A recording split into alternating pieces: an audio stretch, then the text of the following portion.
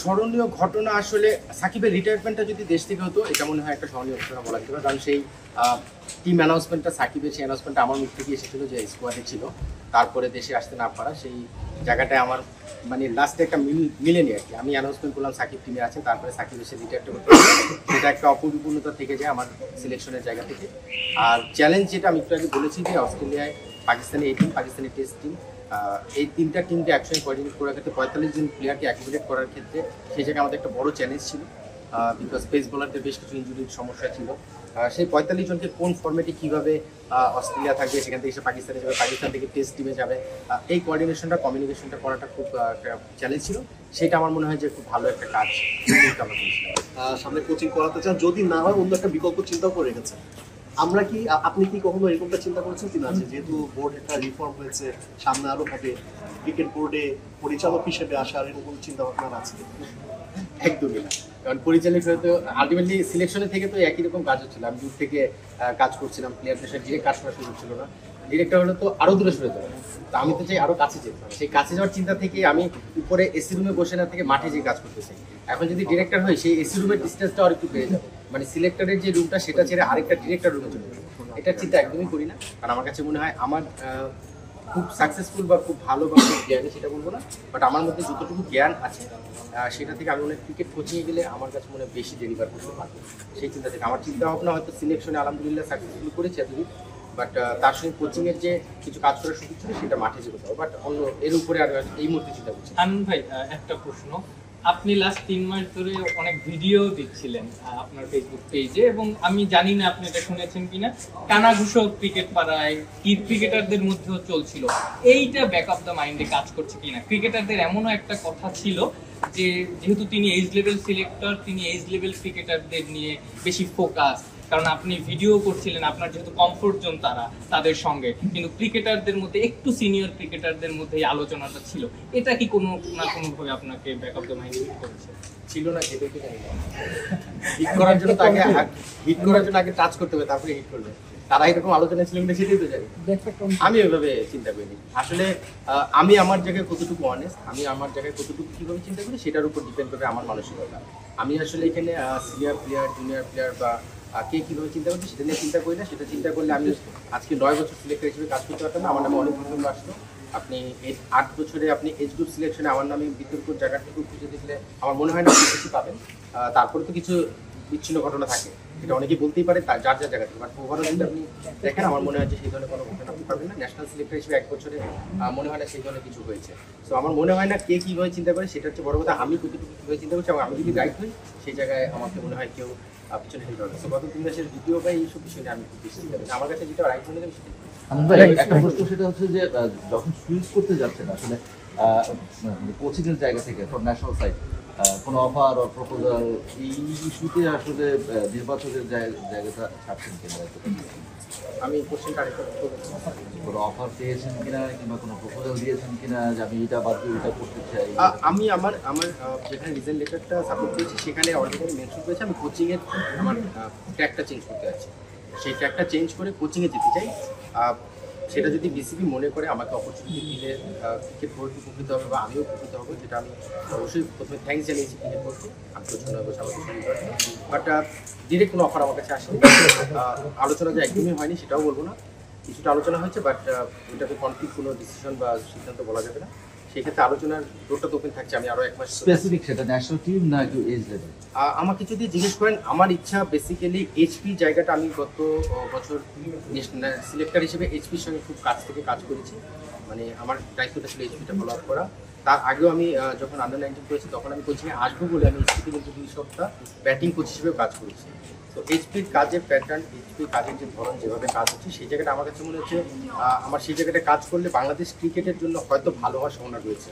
আমি সেখানে বেশ কিছু প্লেয়ারের সঙ্গে কাজ করেছি। একজন এক্সাম্পল তানভীর হাসান তামিম, তার সঙ্গে 2 সপ্তাহ কাজ করার পরে ছোট্ট একটা কাজ তাকে উপকার দিচ্ছি, সেটা তামিম নিশ্চিতভাবে স্বীকার করছি। তো ওই 2 সপ্তাহ কাজের থেকে আমি ফিল করেছি যে আমার ওই জায়গায় কাজ করার জায়গা রয়েছে। আরেকটা বিষয়, আমাদের এখন ন্যাশনাল টিমের কোচ রয়েছে সালাউদ্দিন ভাই, আমাদের টাইগারের হেড কোচ সোহেল ভাই, বাবুল ভাই রয়েছেন। আমি সোহেল ভাই এবং সালাউদ্দিন ভাই ওনার সঙ্গে কথা বলেছি। আমার কাছে মনে হচ্ছে আমাদের একটা চেইন খুব ইম্পর্টেন্ট। ন্যাশনাল টিমের প্লেয়ারদের সঙ্গে কাজের প্যাটার্নটা টাইগারের ঠিক ফলো হওয়া উচিত, টাইগারের প্যাটার্নটার সঙ্গে মিল করে এইচপির প্যাটার্নটা থাকে। আমি সোহেল ভাইয়ের সঙ্গে অলরেডি কিছু প্ল্যান করেছি, যদি আমি এইচপিতে যাই কোন পলিসি টাকাবে, কারণ আলটিমেটলি এইচপিতে যে ছেলেগুলো কাজ করে তারা হয়তো হয় ন্যাশনাল টিমে অথবা টাইগারে যাবে। তো আমি যেই কাজটা করবো সেই কাজটার জন্য সোহেল ভাই টাইগারের সঙ্গে ম্যাচ আপ থাকে, দ্যাটস ভেরি ইম্পর্টেন্ট। যেটা ফরেন কোচ এবং দেশি পরিচিত হলে একটা দূরত্ব থাকে, আমরা দেখেছি। সেই জায়গা থেকে আমার ইচ্ছা, আমার জন্য মনে হয় যে এইচপি একটা ভালো অপশন হতে পারে। যদি ক্রিকেট বোর্ড মনে করে, চিন্তা করে, তাহলে আলোচনার জায়গা তো থাকবে। বাট আমাকে জিজ্ঞেস করলে আমি অনেস্টলি এই মুহূর্তে এইচপিটা প্রায়োরিটি দিচ্ছি, তার সঙ্গে এইচপি এইচ গ্রুপে কাজ করার সুযোগ থাকে, কারণ এইচপি 4 মাসের আমার একটা প্রশ্ন আছে, সেটা হচ্ছে গিয়ে সেটা হচ্ছে গিয়ে আমরা যখন বিদেশ থেকে কোনো কোচ আনি, আমরা শুধুমাত্র ক্রিকেটটা সব জায়গায় দেখি টাকা পয়সা দেওয়ার ক্ষেত্রে বাংলাদেশের সবাই অনেক বেশি উদার হয়ে যায়, কিন্তু যখনই দেশি কোচরা আসে সেই ক্ষেত্রে বোধহয় একটু বেশি তারা কনজারভেটিভ হয়ে যায়। এই বিষয়টা আসলে পরিবর্তন হওয়া উচিত কিনা দেশি কোচদের ক্ষেত্রে? কিছুটা যে পরিবর্তন হচ্ছে না তারা, সে আমি শুরুতেই বলেছি আজকে আলোচনায় যে কিছুটা পরিবর্তন দেখা গেছে। আপনি দেখবেন আমাদের দেশি কোচ যারা রয়েছেন তাদের স্যালারি স্ট্রাকচারে একটা চেঞ্জ এসেছে। আপনি দেখবেন আমাদের সালাউদ্দিন ভাইকে কিন্তু ফিরিয়ে আনার পেছনে আর্থিকভাবে একটা বিষয় চিন্তা করা হয়েছে, যেটা এর আগে কখনো এইভাবে চিন্তা করা হয়নি। সোহেল ভাইকে টাইগারে হেড কোচ করার পেছনে কিন্তু একটা আর্থিক ব্যাপার জড়িত ছিল। সো আমাদের কোচটা যদি ক্যাপাবল, আমাদের কোচটা যদি ভালো কাজ করেন, আমার মনে হয় ক্রিকেট বোর্ডও সেখানে অন্যভাবে চিন্তা করতে পারত, যেটা সালাউদ্দিন ভাই সোহেল ভাই প্রমাণ করেছে। সো আমি যদি মনে করি যে আমাদের কোচটা সেভাবে নিজে থেকে ডেভেলপ করে এবং ভালো কাজ করে, নিশ্চিতভাবে ক্রিকেট বোর্ড সেই দিকে খুব বেশি পিছনে ফিরে তাকাবে না, সামনের দিকে তাকাবে। হ্যাঁ, বিদেশি কোচ দেশি কোচের পার্থক্যর জায়গাটাও রয়েছে, সেটাও মেনে নিতে হবে।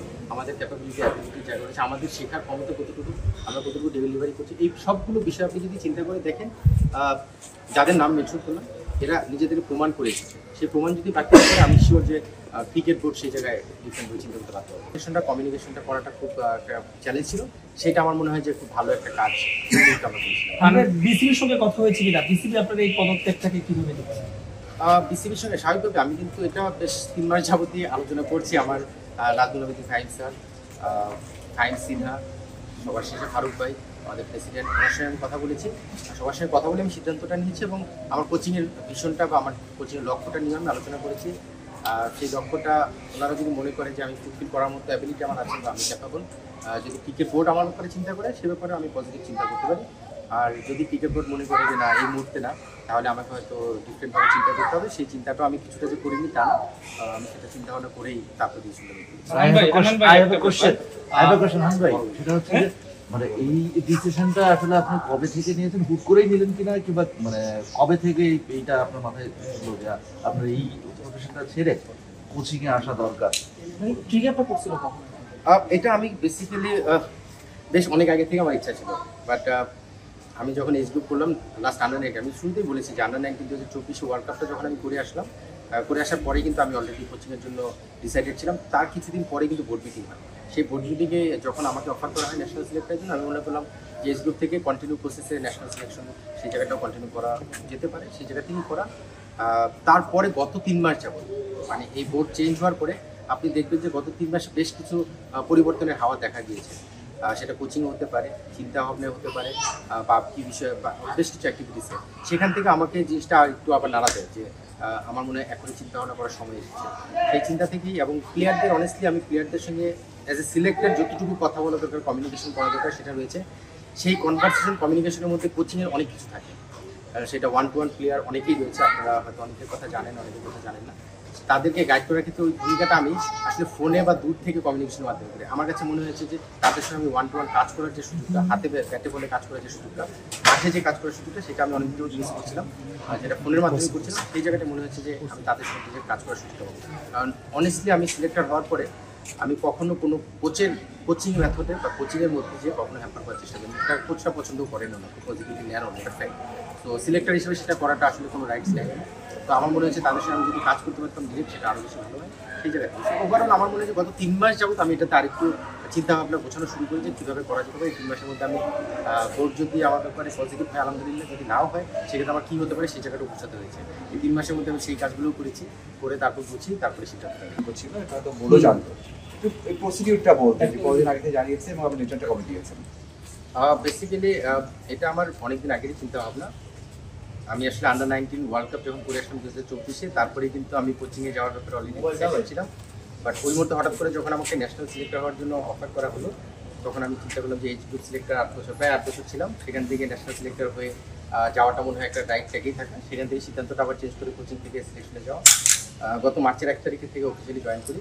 জয়েন করার পরে 1 বছর হলো, এই ফেব্রুয়ারি 28 তারিখে 1 বছর হবে। তো 1 বছর হওয়ার পরে আমার কন্ট্রাক্ট আরও 1 বছর রয়েছে, 26শে ফেব্রুয়ারি পর্যন্ত রয়েছে। বাট আমার কাছে মনে হলো যে বাংলাদেশ ক্রিকেট বোর্ড এখন যেভাবে চিন্তা করছে, দেশি কোচদের প্রতি তাদের একটা আলাদা মূল্যায়ন দেখা যাচ্ছে। আমার কাছে মনে হচ্ছে আমার কোচিং কেরিয়ারটা আমি যদি দেখি, আপনারা যদি আমার অ্যানালাইসিস করে দেখেন কোচিং কেরিয়ারটা, আমি যখন খেলা ছেড়েছি 2011-তে, তারপরে কিন্তু আমি বিপিএলে করছিলাম, আমি প্রিমিয়ার লিগে কোচিং করছি, ফার্স্ট ক্লাসে ঢাকা মেট্রোপলিটন করছিলাম, সব কিছু মিলে কোচিং আমার 4-5 বছর এক্সপিরিয়েন্স ছিল। তারপরে হঠাৎ করে ফেসবুক সিলেক্টর হিসেবে আসা। তো সেখান থেকে এখন মনে হলো যে সিলেক্টর কেরিয়ারটা অনেস্টলি যদি বলি, আসলে এটা কোনো পার্মানেন্ট সলিউশন না, এটা কিন্তু লম্বা কেরিয়ার হওয়ার জায়গা না। 3-4 বছর করে আলটিমেটলি আমাকে সরে যেতেই হবে। যেওয়ার 1 বছর আছে, তারপরে হয়তো রিনিউ হতে পারে, হলে হয়তো আরও কন্টিনিউ হওয়ার ব্যাপার থাকে। বাট আমার কাছে মনে হচ্ছে আমার ফিউচার কেরিয়ারের জন্য আমার কোচিং কেরিয়ারটা আরও ভালো করার সুযোগ রয়েছে এবং আমার এক্সপিরিয়েন্সও রয়েছে। আমি লেভেল 2ও করেছি 2011-তে। তো সব জায়গা থেকে কোচিংটা আমাকে সাপোর্ট করছে এবং আমার ফিউচার কেরিয়ারের জন্য আমার কাছে মনে হচ্ছে এটা ডিসিশনটা যেতেই হবে, সেটা আজকে হোক, কালকে হোক বা 2 দিন পরে হোক। তো ক্রিকেট বোর্ডের বর্তমান দৃষ্টিভঙ্গিটা আমার কাছে মনে হচ্ছে আমাকে ইন্সপায়ার করেছে এই ধরনের সিদ্ধান্তে যাওয়ার জন্য।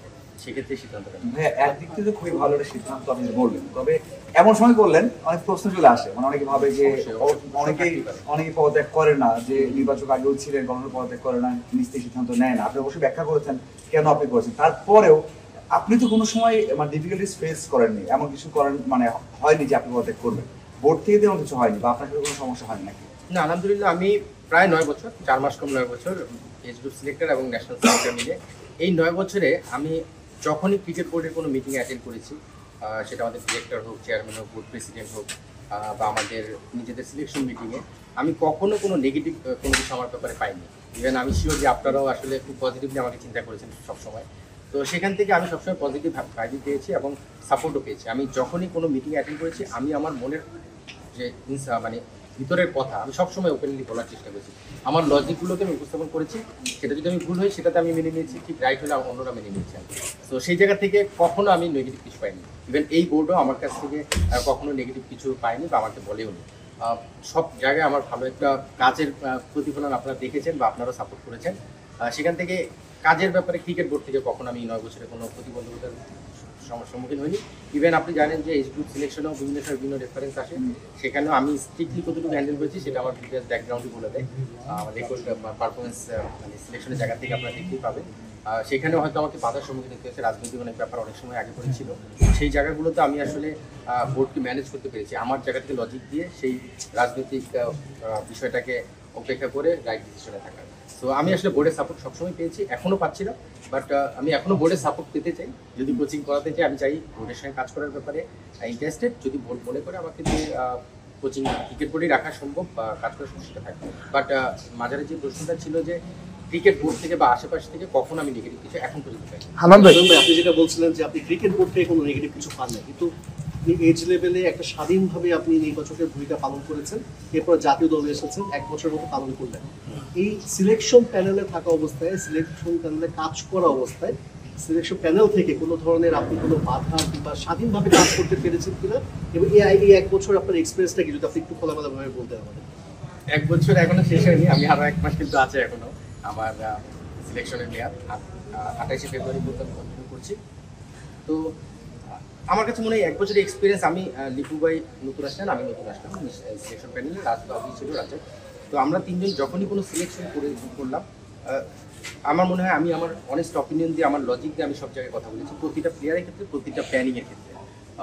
সবচেয়ে বড় একটা চ্যালেঞ্জ ছিল, আমরা যখন 6 মাস আগে অস্ট্রেলিয়া, পাকিস্তান ন্যাশনাল টিম এবং এই টিম 45 জন প্লেয়ার একসঙ্গে তুলেছিল, সেই জায়গায় যখন 45 জন প্লেয়ারকে অ্যাকোমোডেট করে বাংলাদেশের প্লেয়ারের কোয়ালিটি প্লেয়ার একটা ঘাটতি আছে, এটা আমরা সবাই বলি। তো সেই জায়গা থেকে আমার মনে হয় যে সেই মিটিংটা বা সেই ডিসকাশনটা আমি যেভাবে কোঅর্ডিনেট করেছি এবং সেট আপটা করার ক্ষেত্রে ভূমিকা রেখেছি, আমার কাছে মনে হয় সেটা বড়, এই 1 বছরের সবচেয়ে বড় একটা চ্যালেঞ্জ ছিল সেটা। 45 জন প্লেয়ারকে একসঙ্গে অ্যাকোমোডেট করার কোন ফর্মেটে কীভাবে গাড়ি করবো, সেটা করার ক্ষেত্রে আমার একটা ভূমিকা আমি রাখার চেষ্টা করছি। সাকসেসফুলি সেটা সিলেক্টরের মিলিয়ে আমরা করেছি। আর ওভারঅল বাকি ন্যাশনাল টিম বা আগে পরে যেসব বিষয়গুলো নিয়ে সেগুলো সবার সামনে অনেক বেশি পরিলক্ষিত ছিল। সাকিব ইস্যু ছিল, তামিম ইস্যু ছিল, বিভিন্ন বিষয়। এই 1 বছর অন্তত আমি বলতে পারি ওই বিতর্কের অনেকগুলো ইস্যুর মধ্যেও আপনি পজিটিভ বিষয়গুলো বেশ ভালো মতো পাবেন। সাকিবের রিটায়ারমেন্টের একটা ইস্যু, রিয়াদের রিটায়ারমেন্ট, তামিমের রিটায়ারমেন্ট, অনেকগুলো কিন্তু এই 1 বছরের সময়ের মধ্যে ঘটেছে। এবং আপনি দেখবেন এই সময়গুলোর মধ্যে আপনি রিটায়ারমেন্ট বা এই ইস্যুগুলোকে খুব সুন্দরভাবে ট্যাকেল করা হয়েছে। সেই ক্ষেত্রে অবশ্যই আমাদের চিফ সিলেক্টর লিপু ভাই ছিলেন, রাজ্জাক, আমাদের তিনজনের ভূমিকা তো ছিল, ক্রিকেট বোর্ডের সহায়তা তো অবশ্যই ছিল। বাট এই 1 বছরের সবচেয়ে বড় যে চ্যালেঞ্জ ছিল আমাদের এই সিনিয়র প্লেয়ার যাদেরকে আপনারা পঞ্চপাণ্ডব বলেন, তাদের এই রিটায়ারমেন্ট বা তাদের যে অ্যাডজাস্টমেন্টগুলো আমাদের সঙ্গে করার যে কোঅর্ডিনেশনগুলো, কমিউনিকেশন, সেই জায়গাটা আমার মনে হয় একটা চ্যালেঞ্জিং ফ্যাক্টর ছিল। সেটাকে আমরা এই 1 বছরে বাকি দুই সিলেক্টরের সাথে কাজ করার সময় কোনো ধরনের তাদের কাছ থেকে কোনো লাইক অসহযোগিতা কিংবা আপনার একটা কথাকে মূল্যায়ন না দেয়া কিংবা আপনাকে একটু এ ধরনের কোনো কিছু আপনি ফেস করেছেন কিনা? 1% না। কারণ আমি আসলে যখনই লিপু ভাই বা রাজের সঙ্গে কথা বললাম বা কথা বলি বা আমার লজিকগুলো তার কোনো চেষ্টা করি, নিশ্চয়ই ওনাদেরও কিছু লজিক থাকে, আমার একটা লজিক থাকে, রাজের একটা থাকে, লিপু ভাই থাকে। আমাদের লজিকগুলোকে আমরা যার যার মতো করে উপস্থাপন করি, করার পরে যার লজিকটা রাইট সেই মেনে নেওয়ার মানসিকতা আমাদের তিনজনই রয়েছে। আমি যে সব লজিক 100% জানা, ঠিক একইভাবে লিপু ভাই, রাজের, তাদের লজিকও কিন্তু ডিসকাশনের মাধ্যমে রং প্রমাণ হতে পারে। তো এই লজিকগুলো আমরা রেখে এবার কাজ করার চেষ্টা করেছি। আমরা আসার পরে অনেক সময় আগে দেখেছি, এর আগে পাপন ভাই ছিলেন, এখন ফারুক ভাই করতেছিলেন, সিলেকশনের ব্যাপারে যে বাধার কথাগুলো বলা হতো, আমরা আসার পর অন্তত আমাদের লজিককে আমরা এই 2 বোর্ড প্রেসিডেন্টের আন্ডারে আমি সিলেক্ট হিসেবে কাজ করলাম, ন্যাশনাল সিলেক্টর হিসেবে। আমি আসলে ওই বাধার সম্মুখীন হতে হয়নি। 2 বোর্ড প্রেসিডেন্টকে আমাদের লজিকগুলো দিয়ে আমরা সেটা এস্টাবলিশ করতে পেরেছি। আপনি দেখবেন যে টি20 ওয়ার্ল্ড কাপও একটা অনেক বড় ইস্যু ছিল, একটা ইস্যু ছিল, সেগুলো আপনি দেখবেন যে আমরা যেখানে ছিলাম আমরা সেখানে স্থির ছিলাম, বিকজ আমাদের লজিক সেখানে ছিল।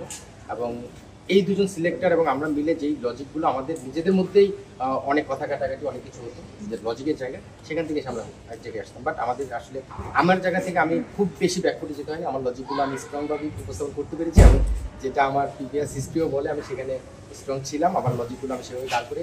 কারণ আসলে এখানে একটা এক্সপিরিয়েন্সের বিষয় কি, লজিক আপনি দাঁড় করানোর পিছনে আপনার পিছনে স্টাডি করতে হবে। সেই স্টাডিটা আমি মনে হয় করেই যেতাম, যার কারণে আমার লজিকগুলো আমি স্ট্রং করতে পারতাম। তো ওনাদের দুজনের সামনে কখনো হান্নান ভাই, যখন আপনি এসে এটা ভালো কোশ্চেন, কারণ আসলে এরপরে কি, এরপরে আমি প্রিমিয়ার লিগে কোচিং দিয়ে শুরু করার প্ল্যান আমার। প্রিমিয়ার লিগে আমার ছোটমের সঙ্গে কথা চলছে, এখন আমি ফাইনাল করিনি। তবে আমার লক্ষ্য থাকবে একটা ভালো টিমে যদি কোচিং করাতে পারি, সেটা আমার ক্যারিয়ারের জন্য ভালো। আমি ভালো বলতে কোনো টিমকে ছোটো বড় আমি বলতে পারছি না, বাট কাগজে কলমে কিছু টিমকে দেখলেই বোঝা যায় এই টিমের কম্বিনেশনটা হয়তো ভালো। সেই জায়গা থেকে আমার নজরটা থাকবে একটা ভালো টিমে কাজ করা। সো প্রিমিয়ার লিগে আমি কোচিং টেনশন শুরু করতে চাই।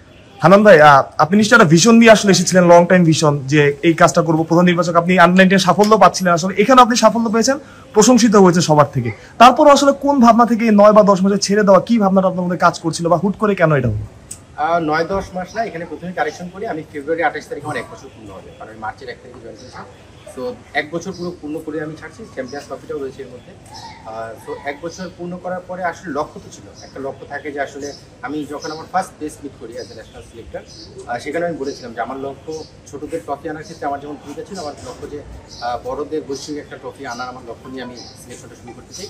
সেই কাজটা আমি শুরু করেছিলাম, এখনও সেই লক্ষ্যেই ছিলাম। কিন্তু দেশের প্রেক্ষাপট চেঞ্জ হওয়ার পরে আপনি দেখবেন যে আমাদের দেশি কোচদের আলাদা একটা মূল্যায়ন করা শুরু হয়েছে। সেটা আমাকে ইন্সপায়ার করেছে কোচিংয়ে আসার ক্ষেত্রে। কারণ আলটিমেটলি আমি ন্যাশনাল সিলেক্টর হওয়ার পেছনেও যে লক্ষ্যটা ছিল, আমি 4 বছরের বেশি এখানে কন্টিনিউ করবো। মানে 2 বছর আমাকে এখন কন্ট্রাক্ট হয়েছে 26শে ফেব্রুয়ারি পর্যন্ত, হয়তো আমি 28শে ফেব্রুয়ারি যদি রিনিউ করে ক্রিকেট বোর্ড, সেটা 4 বছর করবে। 4 বছর পরে আমাকে মুভ অন করতে হবে ডিফারেন্ট জায়গায়, সেটা কোথায় সেটা তখন দেখা যাবে। বাট দেশের প্রেক্ষাপট চেঞ্জ এবং সব কিছুর অবস্থান থেকে দেখে আমার কাছে মনে হয়েছে এখনই যদি আমি মুভ করি, আমার সামনে বেশ ভালো কিছু সম্ভাবনা তৈরি হতে পারে, স্পেশালি কোচিং সেট করে। সেই জায়গা থেকেই মুভ করা। বাট লক্ষ্য অবশ্যই ছিল, হয়তো এখন সিলেক্টর হিসেবে সে লক্ষ্য পূরণ করতে না পারলেও কোচ হিসেবে সেই লক্ষ্য পূরণের স্বপ্নটা থাকবে। আর যাদের সঙ্গে আমি সিলেকশনেও এখন অ্যাটাচ হয়েছি, নিশ্চিতভাবেই কোচিংয়ে থাকলেও তাদের সঙ্গে অ্যাটাচমেন্ট আমার থাকবে।